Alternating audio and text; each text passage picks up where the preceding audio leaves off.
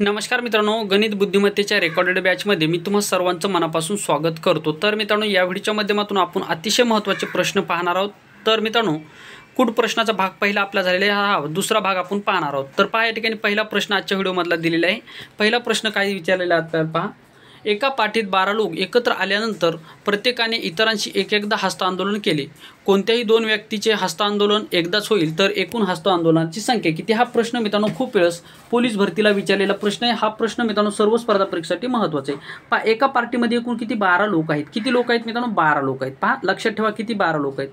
प्रत्येकाने एकमेकाशी एकदा हस्त आंदोलन केल्याच्या नंतर एकूण हस्त आंदोलनाची संख्या किती होईल, अशा स्वरूपाचा प्रश्न आपल्याला विचारलेला आहे। तर मित्रांनो, सर्वप्रथम काय करायचं, हे 12 ला 12 आपल्याला लिहून घ्यायचे आहेत। 12 लिहिल्याच्या नंतर 12च्या अगोदरची संख्या कोणती आहे मित्रांनो? 11 लिहून घ्यायचे।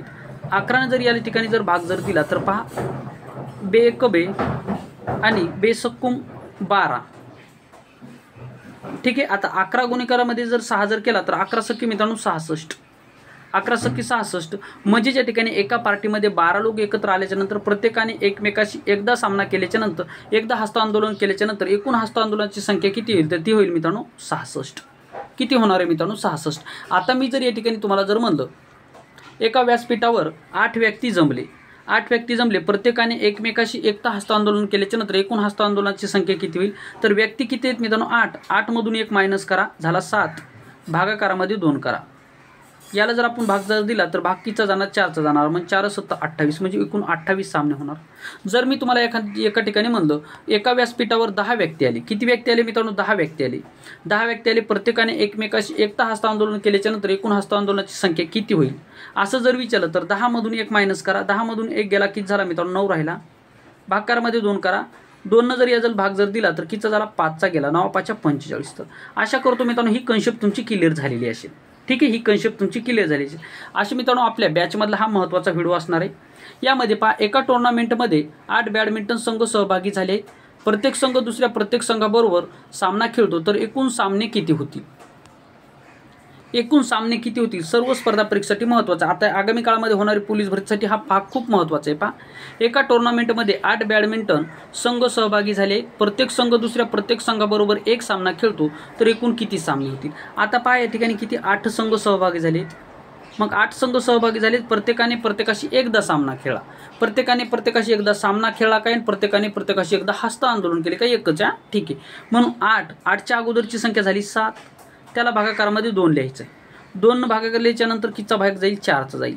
4चा गेल्याच्या नंतर 7 गुणिकारामध्ये 4 जर केलं तर 7 चोक 28। म्हणजेच या ठिकाणी एक टुर्नामेंटमध्ये एकूण किती सामने खेळले जातील? तर ह्या टुर्नामेंटमध्ये एकूण 28 सामने खेळले जातील। किती? 28 सामने खेळले जातील, ठीक आहे। आशा करतो हे गणित तुम्हाला व्यवस्थितरित्या समजलेलं असेल। पुढचं गणित पहा मित्रांनो, 10 नंबरचं। एका व्यासपीठावर सर्व पाहुणे आल्यानंतर सर्वांनी एकमेकाचा परिचय करून हस्त आंदोलन केले, तेव्हा एकूण हस्त आंदोलनाची संख्या 120 झाली, तर त्या व्यासपीठावर एकूण किती पाहुणे होते? तर अशा स्वरूपाचा थोडासा हटके प्रश्न या ठिकाणी विचारले। आता हा प्रश्न विचारल्याच्या नंतर आता सोडवायचा कसा? आता हस्त आंदोलनाची संख्या आपल्याला किती दिलेली मित्रांनो? 28 दिलेली, सॉरी 120 दिलेली, 120 दिली। मग 120ची दुप्पट किती होते रे मित्रांनो? 120ची दुप्पट करा, 120ची दुप्पट करा। 120ची दुप्पट झाली 240। 240ची समोरची पूर्ण वर्ग संख्या कोणती आहे? 240च्या समोरची पूर्ण वर्ग संख्या 256। पहा काय केलं आपण, सामने किती झाले किंवा हस्त आंदोलन किती झाले? 120 झाले। 120ची दुप्पट 240 झाली। 240च्या पुढची पूर्ण वर्ग संख्या कोणती आहे? 256 आहे। 256 कोण्या संख्येचा वर्ग आहे? 16चा वर्ग आहे। मग 16 गुणाकारामध्ये 15, 16 गुणाकारामध्ये 15, भागाकारामध्ये 2 जर केलं तर ते किती आहे मित्रांनो? 120 येतं। म्हणजे त्या ठिकाणी एका व्यासपीठावर सर्व पाहुणे एकत्र आले, तर त्या पाहुण्याची संख्या किती असणार आहे? 16। त्या पाहुण्याची संख्या 16 असणार आहे। आता पहा, या ठिकाणी जर मी जर असं तुम्हाला जर म्हणलं, एका व्यासपीठावर एकूण 16 व्यक्ती आहेत, प्रत्येकाने प्रत्येकाशी एकदा हस्त आंदोलन केलं, एकूण हस्त आंदोलनाची संख्या किती होईल? तर ती 20 होती का? पाहता 120, 15 गुणाकारामध्ये करा, भागाकारामध्ये 2 करा, 15 28 अशी 120 झालं। म्हणजे ऑप्शननुसार सुद्धा तुम्ही या ठिकाणी याचा आन्सर काढू शकता, ठीक आहे। कळालं का तुम्हाला? काय करायचं आपल्याला, जर तुम्हाला व्यक्तीची संख्या दिली असेल तर काय करायचं, त्याच्यामधून 1 मायनस करून त्याचा गुणाकार करायचा आणि त्याला भागाला 2 मध्ये करायचा। जर तुम्हाला डायरेक्ट हस्तांतरणाची संख्या दिली असेल किंवा सामन्याची संख्या दिली असेल तर त्याची दुप्पट करा. त्याची दुप्पट केल्याच्यानंतर त्याच्या समोरचा वर्ग पहा. त्याच्या समोरचा वर्ग कोणत्या संख्येचा वर्ग आहे हे पहा आणि तेवढीच संख्या त्या ठिकाणी असते हे लक्षात ठेवा. ठीक आहे. म्हणजे या ठिकाणी पहा 120 आहेत. 120ची दुप्पट 240. 240च्या पुढची वर्ग संख्या आहे 256. 256 कोणत्या संख्येचा वर्ग आहे 16चा, म्हणून त्या ठिकाणी त्या व्यासपीठावर एकूण 16 व्यक्ती असणार आहे. आशा करतो हे गणित सुद्धा तुम्हाला व्यवस्थितरित्या समजलेलं असेल. आता टाईप चेंज पहा. एका विद्यार्थ्याच्या बरोबर प्रश्नाच्या दुप्पट प्रश्नाचे उत्तर चूक येते तर 51 प्रश्नापैकी त्याचे किती प्रश्न बरोबर येतील. आता पहा या ठिकाणी काय म्हणले, एका विद्यार्थ्याचे बरोबर प्रश्नाच्या दुप्पट प्रश्नाचे उत्तर काय येते चूक येते. बरोबर प्रश्नाच्या दुप्पट म्हणजे बरोबर प्रश्न जर त्याचे x असतील तर त्याचे चुकलेले प्रश्न किती असतील 2x असतील. मग या ठिकाणी काय म्हणले एकूण 51 झालेत. एकूण 51 प्रश्न आहेत. एकूण 51 प्रश्न आहेत याचा अर्थ 2x आणि x किती झाला मित्रांनो 3x झाला. 3x झाल्याच्या नंतर या ठिकाणी झाला 51. मग हे 3x या ठिकाणी कसे गुणाकारामध्ये, इकडे गेल्याच्या नंतर भागाकारामध्ये जातील.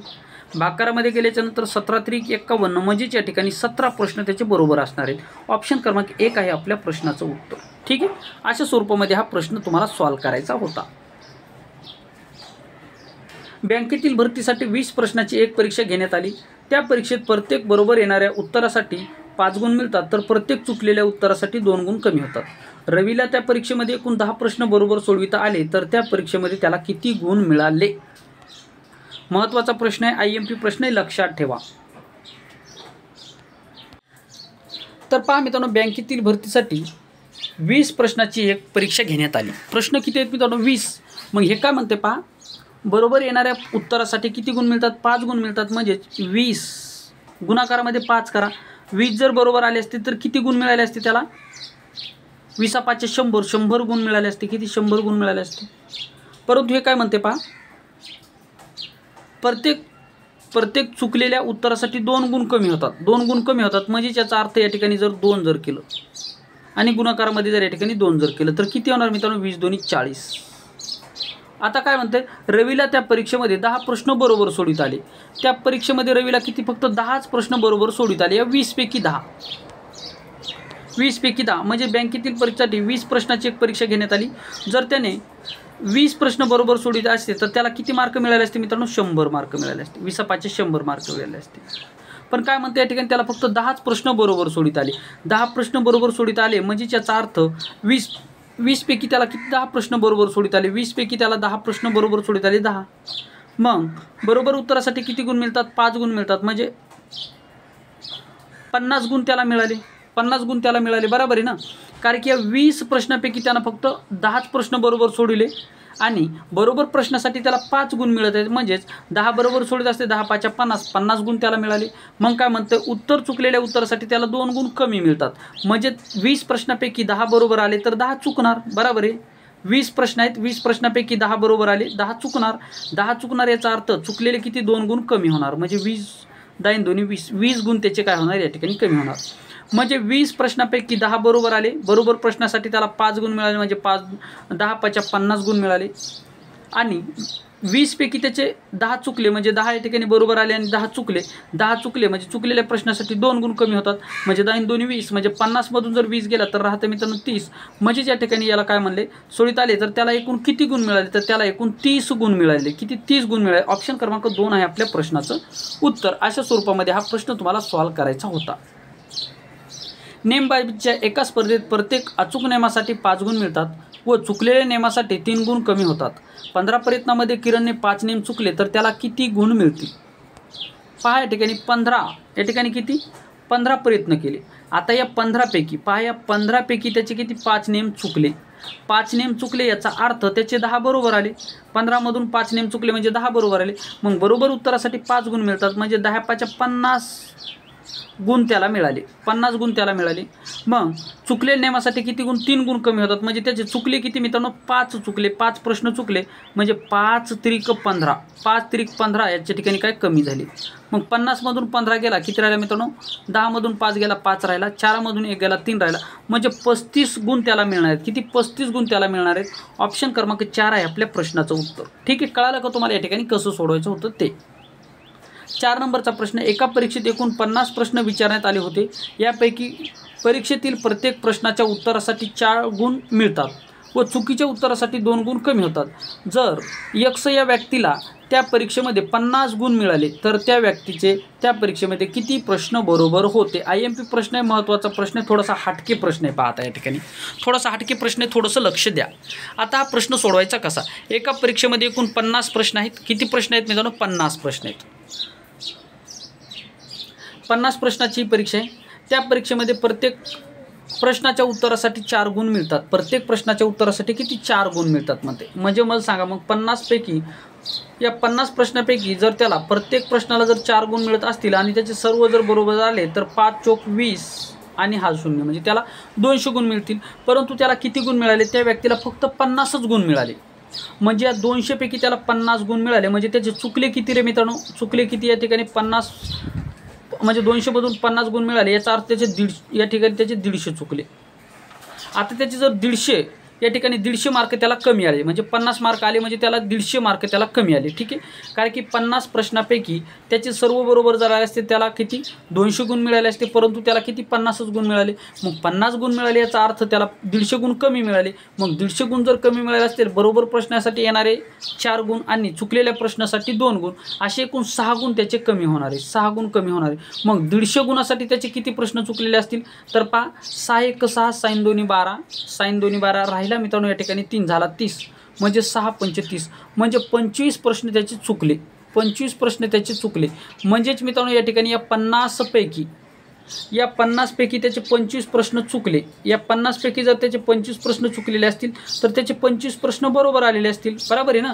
या 50 पैकी पहा त्याचे 25 चुकले. 50 पैकी 25 चुकले म्हणजे 25 बरोबर असणार. मग आपल्याला विचारलं काय तर त्या परीक्षेत त्याचे किती प्रश्न बरोबर आलेले असतील? तर त्याचे 25 प्रश्न बरोबर आलेले असतील. ऑप्शन कितीमध्ये दिले पहा? ऑप्शन क्रमांक 4 आहे आपल्या प्रश्नाचं उत्तर. ठीक आहे.